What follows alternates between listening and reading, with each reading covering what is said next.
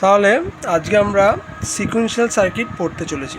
Sequential সার্কিটের definition যদি বলি কী হবে, definition of sequential circuit define যদি আমরা করি, সিকুয়েন্সিয়াল সার্কিট কীভাবে করব।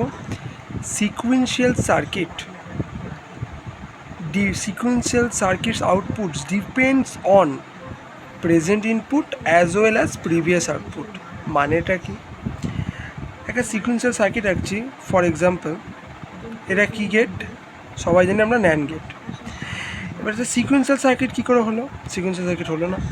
সিকুয়েন্সিয়াল সার্কিট আমরা কি বললাম, যে sequential circuit output depends on present input as well as previous output. এটা প্রিভিয়াস আউটপুটের ওপর ডিপেন্ড করে। এটা হচ্ছে প্রেজেন্ট ইনপুট, এটা হচ্ছে আউটপুট। তাহলে প্রিভিয়াস আউটপুট আমরা কি করে পাবো, প্রিভিয়াস আউটপুট ধরে নিচ্ছি এন আছে, তাহলে n-1 খানা। তাহলে এটা ট্রুথ টেবিল কেমন হবে দেখতে, এ qn-1 qn, তাহলে কী হয় 0 0 1 1 0 1 0 1।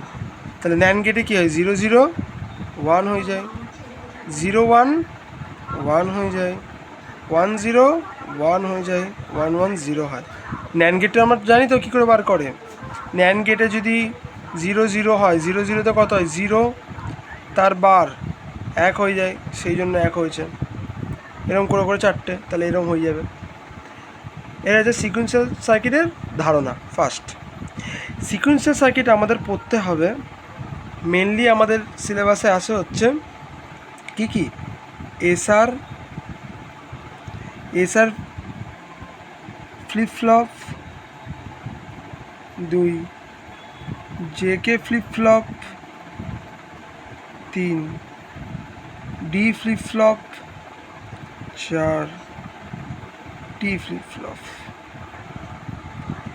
এই কটা ফ্লিপ ফ্লপ আমাদের সিকুয়েন্সিয়াল সার্কিটে এই কটা পড়তে হয়। জেকে ফ্লিপ ফ্লপকে আরও আছে এক্সাম্পল, আরও আমরা এই কটা দেখার পর আমরা বুঝতে পারবো সিকুয়েন্সিয়াল সার্কিটটা কী। আজকে ছিল হচ্ছে সিকুয়েন্সিয়াল সার্কিটের ব্রিফ ধারণা। সেকেন্ড লেকচার থেকে আমরা SR flip flop, JK flip flop, D flip flop, T flip ফ্লপে আসবো। ঠিক আছে।